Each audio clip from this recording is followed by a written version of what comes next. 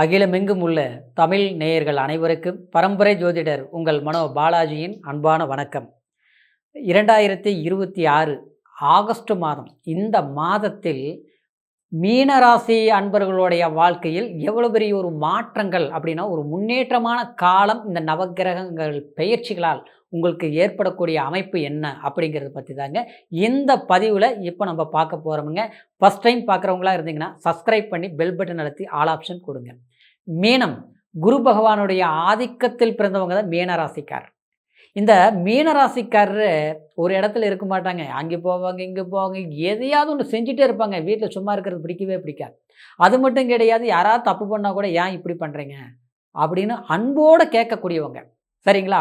ஒரு வார்த்தை பேசினாலும் அது அன்போடு மற்றவங்களுக்கு சொல்லக்கூடியவங்க. தனக்கு ஒரு கஷ்டத்தையே கொடுத்தவங்களுக்கு கூட பரவாயில்ல அவங்க நல்லா இருக்கட்டும்னு வாழ்த்தக்கூடியவங்க உண்மையிலேயே இந்த மீனராசிக்காரர். இந்த மீனராசிக்காரர் பார்த்தோம்னா, அதாவது ஒரு கோயில் ஆலய வழிபாடுகள் சிறப்பாக பண்ணுவாங்க. அதே மாதிரி ஏழைங்களுக்கு உதவக்கூடிய முழுமையான ஒரு மனதோட தானம் பண்ணுறது எல்லாரும் பண்ணலாம், இல்லாதவங்களுக்கு கொடுக்கலாம். ஆனால் அந்த முழு மனதோடு பண்ணக்கூடிய ஒரு எண்ணம் இந்த மீனராசிக்காரருக்கு ரொம்ப சிறப்பாக இருக்கும். அதே சமயத்தில் குடும்பத்துக்கிடையே உழைச்சிருப்பாங்க. குடும்பங்கிறது அப்பானா ரொம்ப பிடிக்கும், அம்மானா சொல்லவே வேண்டாம், கூட பிறந்தவங்களா நான் கஷ்டப்பட்டாலும் பரவாயில்ல அவங்க நல்லா இருக்கணும். அதே மாதிரி நம்ம கல்யாணம் பண்ணால், அதாவது கணவனோ அல்லது மனைவியோ நம்ம லைஃப் பார்ட்னர் அவங்களுக்குன்னா கண்டிப்பாக அதாவது அவங்களுடைய மனசு கஷ்டப்படாத அளவுக்கு அன்பை உட்காந்து பேசலாம் தெரியாது. அவங்களுக்கு என்ன பண்ணணுமோ அதை முழுசாக பண்ணிடுவீங்க. சரிங்களா? அந்த மாதிரி ஒரு இது. அதே நேரத்தில் நம்ம குடும்பத்து மேலே விட பக்கத்து வீட்டில் ஒரு கஷ்டம்னாலும் சரி, பக்கத்து இடத்துல ஒரு பிரச்சனைனாலும் சரி, அவங்களுக்கு தான் முக்கியத்துவம் கொடுக்கக்கூடியவங்க தான் இந்த மீனராசிக்காரங்க. ஆனால் இத்தனையும் நம்ம நல்லது பண்ணாலும் நமக்கு பட்டது எல்லாமே ஜென்மச்சனி. சரிங்களா? ஜென்மத்தில் சனி. இப்போ சனி சஞ்சாரம் பண்ணிகிட்டு இருக்குது. அதுக்கு முன்னால் பார்த்தோம்னா, அதாவது விரையச்சனி. இப்படி எல்லாம் சில சூழ்நிலைகள் எல்லாம் நடந்துட்டு இருந்ததுனால ஒரு 4.5 வருஷம் காலகட்டத்தில் எத்தனையோ ஒரு சிரமங்கள் எல்லாம் கடந்து தான் வந்திருக்கிறோம். ஆனால் வந்த நேரத்தில், இந்த நேரத்தில் நமக்கு இந்த மாதத்தில் பார்த்தோம்னா குரு 5ஆம் இடத்துல உட்கார்ந்து அப்போ நம்மளோட ஜென்மத ராசியை அற்புதமாக பார்த்துட்ருக்கிறாரு. உண்மையிலேயே இந்த ஆகஸ்ட் மாதம் சிறப்பான ஒரு மாதம் தாங்க. சரிங்களா? இன்னொரு விதத்தில் பார்த்தோம்னா அந்த குருவோட சூரியன் இணைஞ்சு ஒரு அற்புதமான அமைப்பை உருவாயிருக்குது. அந்த சூரிய பலம் இணைஞ்சு குரு பார்வை நம்ம ஜென்மத்தில் இருக்கிற சனி ஆச்சுங்களா, நம்மளோட ராசி நாதனை பார்த்துட்ருக்கு. அப்போது மூல திரிகோணத்தில் குரு உட்கார்ந்து எவ்வளோ பெரிய பாக்கியம். அது சூரிய பகவானும் அமர்ந்து உட்கார்ந்தது எவ்வளோ பெரிய சிறப்பம்சம். 4ஆம் இடத்துல புதன் ஆட்சி நிலை அற்புதம். 5ஆம் தேதிக்கு மேலே அந்த 5ஆம் இடத்துக்கு பயணித்து அந்த குரு சூரியனுடைய இணைவு உண்மையிலே இதெல்லாம் அற்புதமான யோகம். நான் சொல்கிறது என்னென்னா, கஷ்டங்களை கடந்து வந்திருந்தாலும் ஆனால் அதில் திருப்தி கிடைக்காம ஒரு தேடல் நம்ம மனசில் இருந்துகிட்டு இருக்குது பார்த்தீங்களா, அந்த தேடல் ஒரு திருப்தியை கொடுக்கக்கூடிய ஒரு வாய்ப்புகள் இந்த நவக்கிரகங்கள் பயிற்சிகளால் இந்த ஆகஸ்ட் மாதம் உங்களுக்கு ஏற்பட போகுதுங்க. அடுத்தது பார்த்தோம்னா 6ஆம் இடத்துக்கு இந்த 17ஆம் தேதி சூரியன் பயிற்சி ஆவாருங்க. அப்போது 6ஆம் இடத்துல சூரியன் இருக்கிறது நல்லது தான் உண்மையிலேயே ஆச்சுங்களா. நமக்குன்னு ஒரு எனர்ஜி நமக்குன்னு கிடைக்கிது, அதாவது உழைச்ச உழைப்பு இதுக்கெல்லாம் ஒரு பலன் கிடைக்கும். சரிங்களா? அடுத்தது பார்த்தோம்னா 7ஆம் இடத்துல சுக்கிரன் உங்களோட ராசியிலிருந்து சனி பார்க்குறாரு. அந்த சுக்கிரன் நீச்ச சுக்கிரன் உங்களுடைய ராசியை பார்க்குது. அப்போது அதாவது பங்கப்பட்டவங்களுக்கு சில நன்மைகள் உருவாக்கும். சிலர்லாம் பார்த்தோம்னா திருமணம் ஆகி மனைவிக்கு உடம்பு சரியில்லை, இல்லை மனைவி நம்மளை புரிஞ்சிக்க மாட்டேங்கிறாங்க, இல்லை கணவர் கொஞ்சம் அவருடைய செயல்பாடு வித்தியாசமாக இருக்குது, நல்லா தான் இருந்தோம். ஆனால் இன்றைக்கி பார்த்தோம்னா ஒருத்தருக்கு அதாவது அவர் பார்த்தா நம்மளோட ஆப்போசிட்டாக இது பண்ணுற மாதிரி இருக்குது. அடுத்து பார்த்தோம்னா இல்லையா, அடுத்து உங்களுடைய பேச்சுவார்த்தைகள் கேட்டுட்டு தன் குடும்பத்தில் சில பிரச்சனைலாம் போயிட்டுருக்கு. சாப்பாடு செய்யும்போது இருக்கிற நிம்மதி திருப்தி சாப்பிடும்போது இல்லைங்க. 10 ரூபா பணம் சம்பாரித்தாலும் வீட்டில் நிம்மதியாக அது தேவையான செலவுகள் பண்ண முடிய மாட்டேங்குது. வீண் செலவு, விரை செலவு, தேவையில்லாத விரை செலவு தான் அதிகமாகிட்டு இருக்குதுங்க. சில நேரங்களில் பார்த்தோம்னா கடன் வாங்கி செலவு பண்ணுறோம். ஆனால் இன்னைக்கு கடன் கட்டுறதும் முடியாமல் அதே ஒரு பெரிய கடன் வாங்கி அந்த கடனுக்கு வட்டி கட்டுறதுக்கு இன்னொரு பக்கம் கடன் வாங்கி கட்டக்கூடிய சூழ்நிலைகள் உருவாகிட்டு இருக்குது. மாதம் கண்டா கரண்ட் பில்லு கட்டுறமோ இல்லையோ, வீண் செலவு, விரை செலவு, தெண்ட செலவு, ஹாஸ்பிட்டல் செலவு இந்த மாதிரி தான் நடந்துட்டு இருக்குதுங்க. அதாவது ஒரு மனசில் ஒரு நிம்மதி இல்லாமல் போயிட்டுருக்குதுங்க, குடும்பத்தில் சந்தோஷம் இல்லை அப்படிங்கிற ஒரு சூழ்நிலையில் இருக்கிறவங்களுக்கு கண்டிப்பாக ஒரு அபரிவிதமான சில ஒரு நன்மைகள் நடக்கும். தேவையான ஒரு குடும்பத்தில ஒரு கஷ்டங்கள் வரும்போதுங்க, ஏதோ ஒரு சந்தோஷமான விஷயங்கள் நடந்தா தான் அந்த கஷ்டங்கள மறப்போம். அது மட்டும் இல்ல, நமக்கு ஒரு திருப்தி கிடைக்கும். அந்த மாரி விஷயங்கள் கண்டிப்பா நடக்கும்.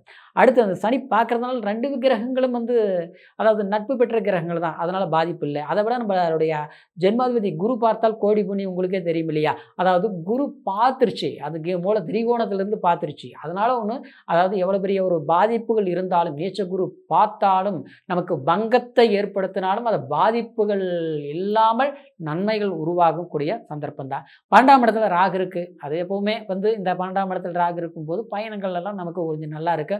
ஏன்னா, சில நல்ல விஷயங்கள், சந்தோஷமான விஷயங்கள் மீனராசிக்காரர் பார்த்தோம்னா, சரியா தூக்கம், சரியான சாப்பாடு. சரிங்களா?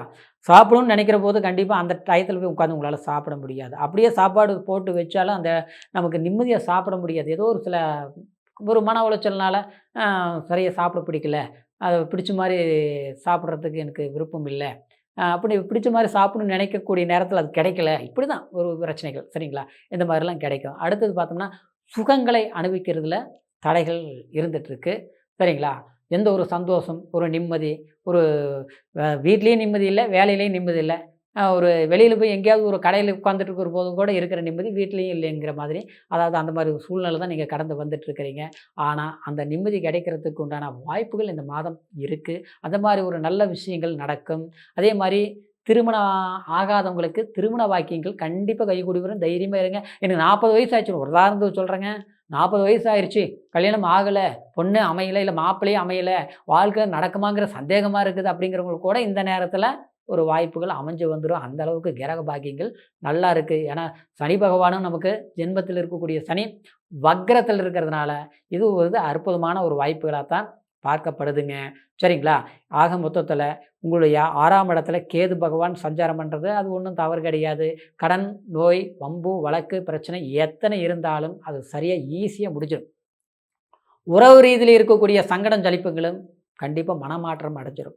இடம் மாற்றங்கள் பண்றது தான் உங்களுக்கு அற்புதமா இருக்கும். இடம் மாற வேண்டிய சந்தர்ப்பங்கள் இருந்தா மாறுங்க. அப்படி மாற வேண்டிய சந்தர்ப்பங்கள் நமக்கு இல்ல, இருக்கிற இடத்த விட்டு எங்கே போறது அப்படிங்கிறது இருக்கிறவங்களுக்கு, தொழில் வேலை அங்கேயே இருக்கிறவங்களுக்கு இடம் மாற்றம் தேவையில்லை. ஏன்னா பலன்கள், பார்வைகள், கிரக பார்வைகள் பலம் பெற்றிருக்கு. ஆனா நமக்கு இங்க வேலை சரியா அமையல. இந்த இடத்துல வந்து நமக்கு இருக்கிறத விட மாறலாம்னு தோணுது. கொஞ்சம் அங்கே போனா சிரமமா இருக்கு அந்த இடம். அங்கே போனா வேலை வந்து இருக்கு. இடம் நமக்கு பிடிக்கல அப்படிங்கிறவங்களுக்கு, நீங்க யோசிக்காதீங்க. அங்கே போனீங்கன்னா போன பிறகு உங்களுக்கு சிறப்பா இருக்கும். அங்கே நல்ல ஒரு வாய்ப்புகள் அமையும். பழக்கவழக்கங்கள் உருவாகும். இடம் மாற்றத்தினால ஒரு யோகத்தையே குடுக்கக்கூடிய ஒரு அற்புதமான ஒரு வாய்ப்புகளா இருக்கக்கூடிய ஒரு பயிற்சிகளும், கிரக பா பார்வைகளும், யோகங்களும் இருக்கு. சரிங்களா? அடுத்தது பார்த்தோம்னா 4ஆம் இடத்திலேயே புதன் இருக்கிறது நல்ல விஷயம். புதன் ஆதித்ய யோகம் 17ஆம் தேதி வரைக்கும் செயல்பட போகுது. சரிங்களா?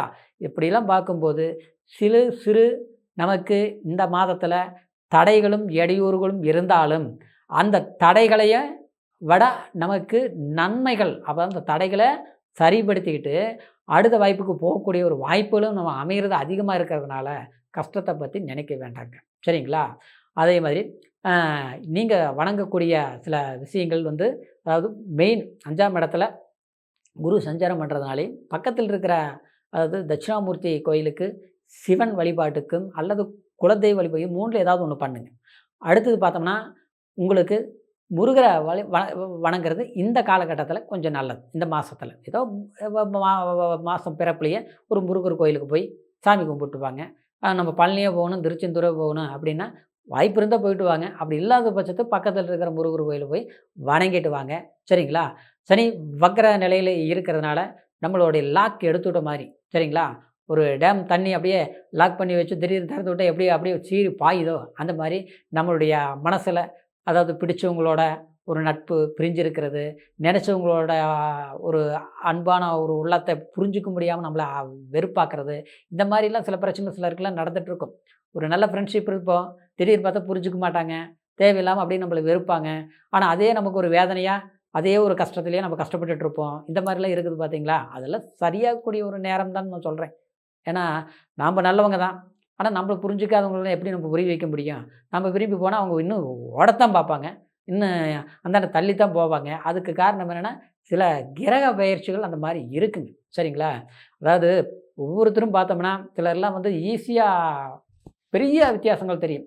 எப்படி இப்படியே இருப்பாங்க. திடீர்னு பார்த்தா கோடீஸ்வரன் ஆயிட்டாங்க. கார் என்ன, வீடு என்ன, வாழ்க்கை என்ன அப்படின்னு நம்மள உத்து பார்க்குற மாரி இருக்கும். சிலர் பார்த்தோம்னா நல்லா வாழ்ந்திருந்திருப்பாங்க. திடீர்னு பார்த்தோம்னா அப்படியே டவுன் ஆயிருவாங்க. இல்ல இவ்வளோ கடன் ஆயிடுச்சும்மா, இருந்தத பூரா வித்துட்டாராம்மா, பாவம் இப்படி இருக்கிறாரு அப்படின்ல. இதெல்லாம் என்ன காரணம்னாங்க, நேரம் தான் காரணம். நேரங்கிறது என்ன, கிரக பெயர்ச்சிகள் தான். நம்மளுடைய ஜாதகத்தில நடக்கக்கூடிய தசா, புத்தி, அந்தரமெல்லாம் சிறப்பா இருந்ததுன்னு வச்சுங்களேன், ஒரு யோகக்காரன் தசை வந்துருச்சுன்னு வச்சுங்களேன், நம்ம எவ்வளோ பெரிய டவுன்ல இருந்தாலும் பரவாயில்லைங்க, அப்போ போயிருவோங்க. கண்டிப்பா போயிருவோம். அதே மாரி ஒரு பலவீனமான தசா, புத்தி நடக்குதுன்னு வச்சுங்களேன், அந்த நேரத்தில எவ்வளவோ பாடுபடுவோம், எவ்வளவோ கஷ்டப்படுவோம். ஏன் நல்லா புரிஞ்சவங்க கிட்ட பல வருஷமா இப்போ ஃப்ரெண்டா இருப்பாங்க. திடீர்னு பார்த்தா நம்ம ஆப்போசிட் ஆயிருவோம். ஏன் எத்தனை குடும்பங்களே பாதிக்கப்பட்டிருக்கு.